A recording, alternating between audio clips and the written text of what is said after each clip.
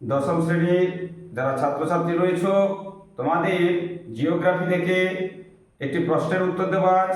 প্রশ্নটি হলো, শাখা নদী কাকে বলে? যখন ভূপৃষ্ঠের কোনো এক স্থান থেকে নদী উৎপত্তির পর প্রবাহিত হয়ে গিয়ে যখন মোহনায় যায়, মোহনায় পৌঁছে গিয়ে কোনো একটা নির্দিষ্ট নদীখাতের সমস্ত জল নিষ্কাশিত হতে পারে না, তখন সেই নদীটি কী করে, বিভিন্ন শাখায় বিভক্ত হয়ে গিয়ে সমুদ্রে গিয়ে পতিত হয়। এই রকম নদীকে আমরা কি বলবো? শাখা নদী বলবো। যেমন উদাহরণ হিসাবে আমরা দিতে পারি যে ভাগীরথী ও পদ্মা গঙ্গা নদীর শাখা নদী।